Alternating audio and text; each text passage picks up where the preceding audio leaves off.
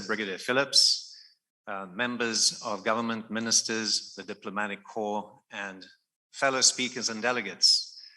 This morning, presenting the status of the 25 megawatt renewable energy project known as the Hope Renewable Energy Project. It is about wind, and as you will see, there's a component of solar as well in this. This is a project that is 20 years in the making, so a little longer than the Amalia Falls. And there's a number of reasons why previous developers have run into difficulties in the early years. Mainly that had to do with that the grid just wasn't ready for this kind of project. And the kind of wind technology that was available in the early 2000s wasn't really ideal for small, small unstable type of grids that they had here back then. So today I'm going to help you get up to speed with where we are at the end of the feasibility study. We've just completed environmental studies and these have been accepted. And we are aiming to start construction towards the end of this year.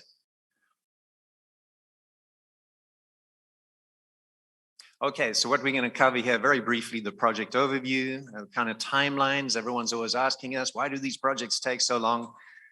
Key partners, important. Ownership structure, the most important part of this project that I hope folks in the audience will like. We are seeking a high percentage of ownership from Guyanese investors. And of course, the benefits to Guyana is worth dwelling on. And there we will talk about cost because that's the other thing that everyone wants to know. Okay, so this project is located on the outskirts, 25 kilometers down the east coast from where we are sitting today, near Mahika, on the very edge of Region 4. If you look at this map in the top left corner, you'll see 4 red dots in the Hope Beach lease. That's a government lease that was taken out back in 2007. And those are 4 wind turbines. And then down towards the bottom right, Chapman's Grove leases. These are private leases with private landowners. There's another 2 red dots down there, so 6 wind turbines in all, for a total of 25 megawatts of wind capacity. Those are connected with a 34 kilovolt power line down to a small red square down in Chapman's Grove, next to the blue line you see slashing across the map. That's the East Coast Demerara main road.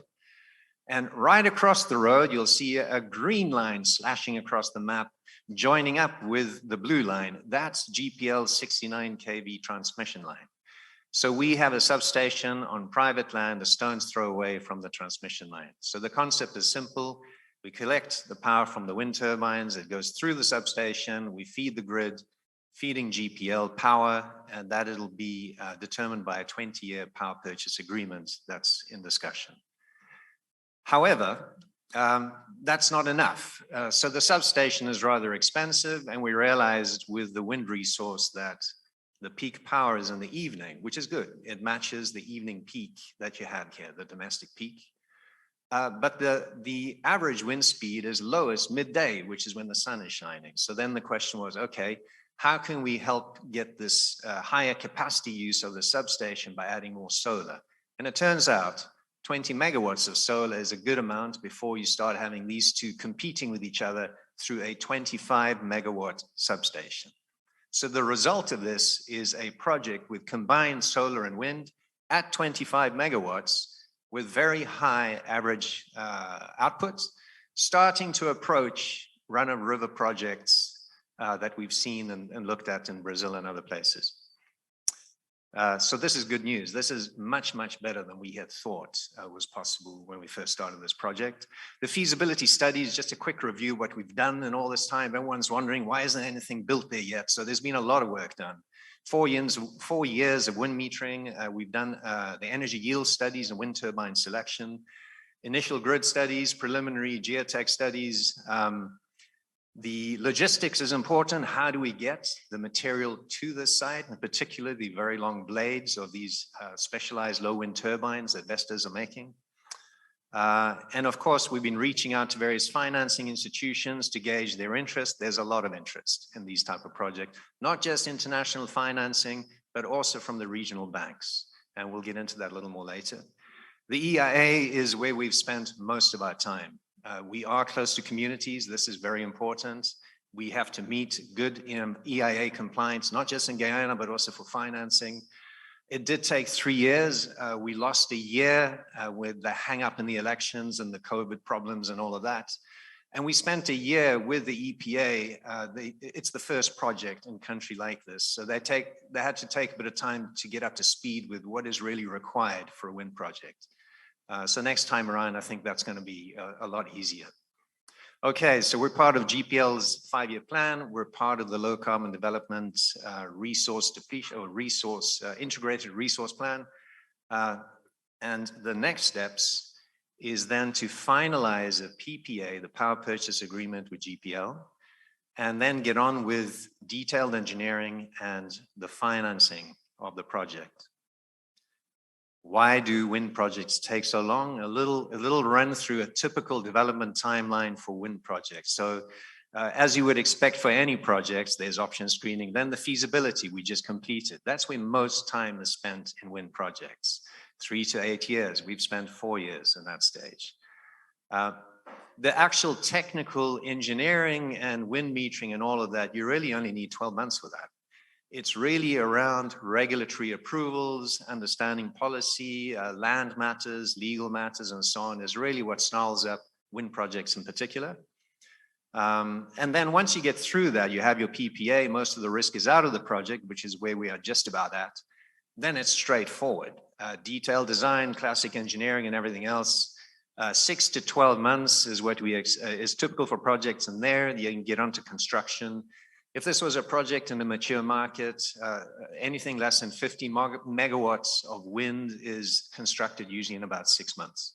We're going to take things a little slower here so that we get up the learning curve. We're going to use as much as possible local contractors, so to make sure that it goes smoothly.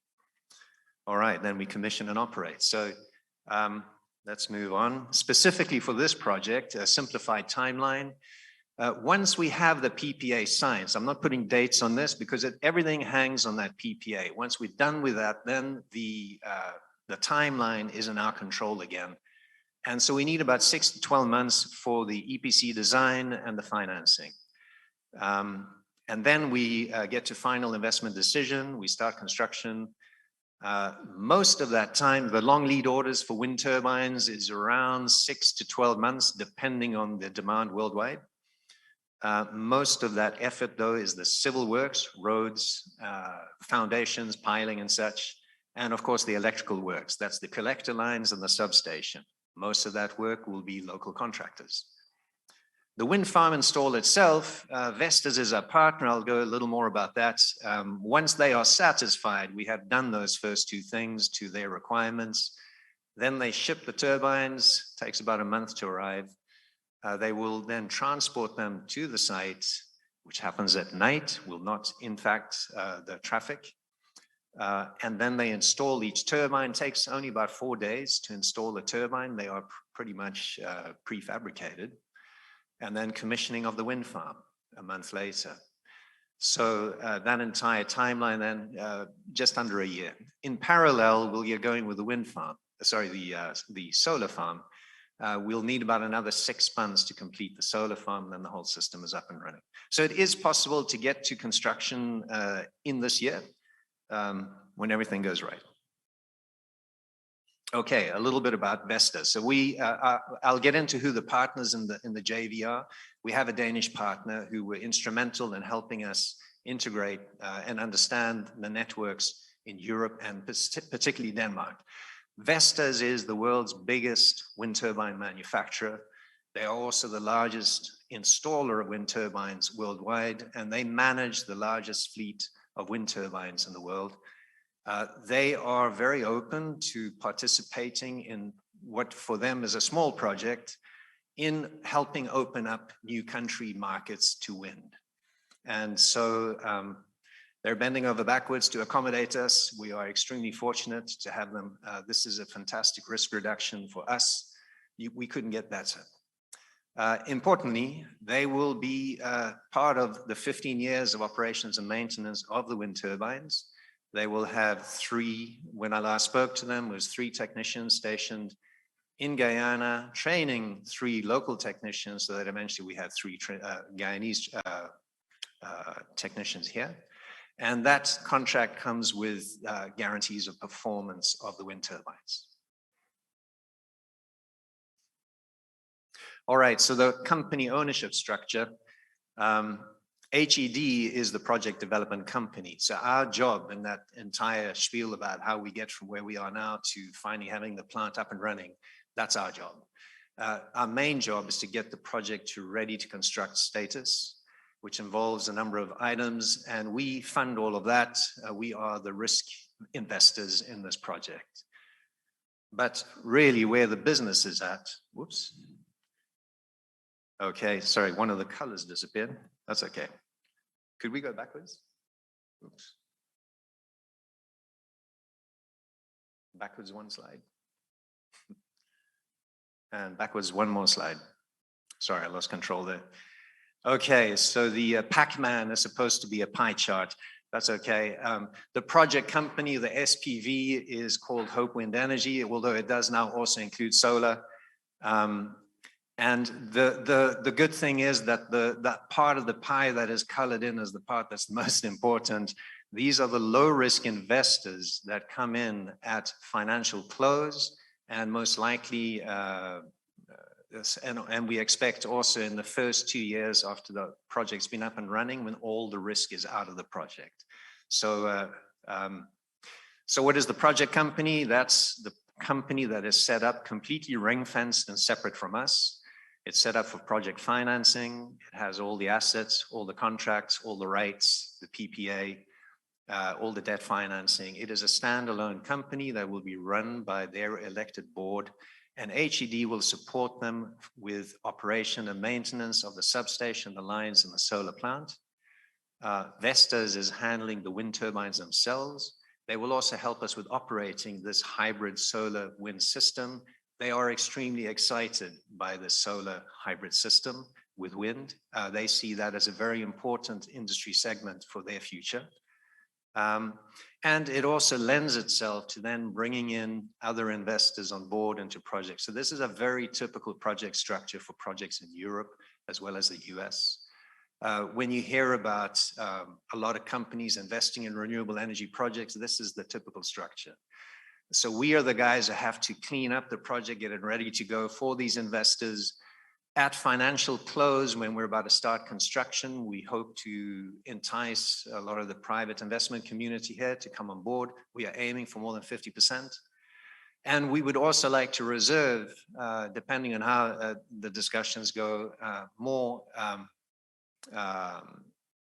so pension funds, insurance companies, et cetera. So the more institutional investors that have to meet much lower risk levels, that would occur probably in a year or 2 after this. Why are we talking about this high percentage of ownership? As we heard yesterday, just like oil and gas, renewable projects are financially intensive, but not very labor intensive. So yes, we will be having local as much as we can. But the real thing is, with a 20-year PPA, you don't want that to then replace the problem we have with importing oil and diesel right now, becoming an export of foreign exchange for Guyana. You want that currency to remain in the country, feeding back into your economy. And so we're, and our partner, SPI, and ourselves, and we're fully aligned with this. So any projects that we do in Guyana or elsewhere, this is the project structure that we're going with. Okay, so who are we? SPI is a Danish developer.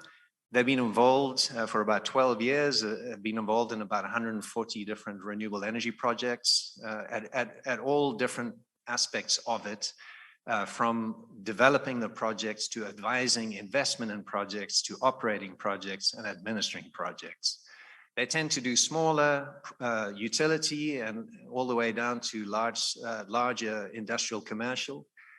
This is a plus for us, having a project partner that doesn't feel like they need to control the entire project, but is there to help us map out and chart out what we need to do to get to deliver this project, and also importantly connect with sources of expertise and funding from Denmark. Innova Energy is my company. We're the in-country project manager. I'm the project general manager. My background is oil and gas project development with BP previously. And so those same project progression that we have in energy and oil and gas lends themselves very well to these type of projects as well. There's a lot in common. Another important aspect, which is what I was doing for BP, is building the team here in Guyana that will operate this power plant. Below there, I have IFU, just to show you. So SPI are a link through to the Danish Development Fund, IFU, who have earmarked funding for the developing part of the world, particularly for renewable energy. And they play a very interesting role, so they can provide money for the projects, but also an important aspect is helping regional banks and other investors here get up to speed with how do you evaluate these type of investments. If we don't meet the equity that we're looking for, they will also come in on the equity side to fill that out until we can, through the years, eventually find that greater than 50% local ownership that we're aiming for. So they're on standby for that too. Okay, benefits for Guyana. Yes, there will be jobs, 50 to 100 construction jobs, and somewhere between 15 and 25 permanent jobs is what we see. Not all of them employed by us, of course. Vestas will have their team, and then there will be other contracted services, all kinds of things that you need to maintain a power plant like this. The one that everyone wants to know about, of course, is, are we going to get cheaper power? So we've heard pricing here in the last 2 days in that 7 to 8 cents per kilowatt hour range, both for the gas to power and Amaila Falls. And we are in that same bracket with this first project. Now that we have the solar, before we couldn't say much about the solar, Mr. Prime Minister, but we have made great progress in tying down the land that we needed for that, and that makes a big difference to the economics of this. That also would include concessionary financing to really drive down. If we can get a large portion of concessionary financing, we'll be closer to 7 cents per kilowatt hour. This is much, much, much better than we thought was possible when we first started this project. Of course, this is for the first 20-year contract. With typical wind farms, will go for about 25 years. It just depends on the nature of the wind environment and the salt in the air and all of that. And then what happens, and what is happening in Jamaica at the Wigton wind farm right now, you repower the project. And then you go for another 20 to 25-year PPA. When you repower a project, the roads, bridges, the substation, the towers, all of that you use again. All you do is replace the nacelle and the turbines.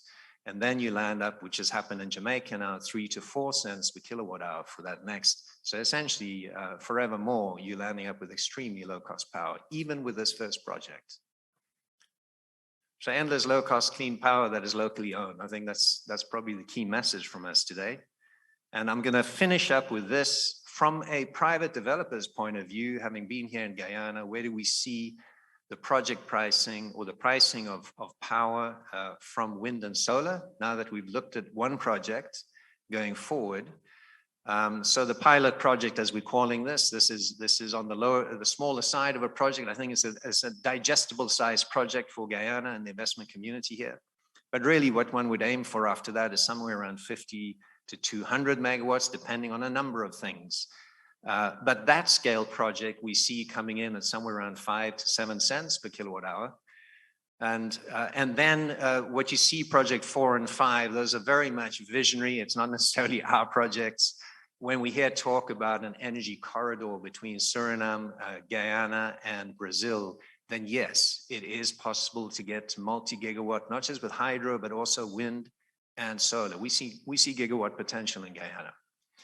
And there's an interesting relationship that I'm not going to get into today, but just the same way that wind and solar are highly complementary, wind, solar, in particular wind and hydro, are extremely complementary on a seasonal scale. So modern day hydro typically are run-of-river or less than 30 days of storage, which means they struggle along during the dry seasons. Well, that's when wind is strongest, as well as solar. And so when you combine the two, our initial modeling we've done in this, very preliminary, suggests that you can get to extremely high levels of pure renewable energy. Gas would still be required in the early days, I think, to be that standby power and filling in. But you can get to extremely high levels of renewables and very good pricing. And these are greenfield projects. Then you would still redevelop them. You heard about Amalia Falls, it's paid off after 20 years and keeps going. Similarly, with wind and solar, you repower after 25 years, and then the price comes down even further than what we're showing on this slide. So I hope that is good news for you all. I know we haven't really been in the public domain with this project at all. So this is really the first time we're presenting, aside from what we did for the EIA. So thank you very much.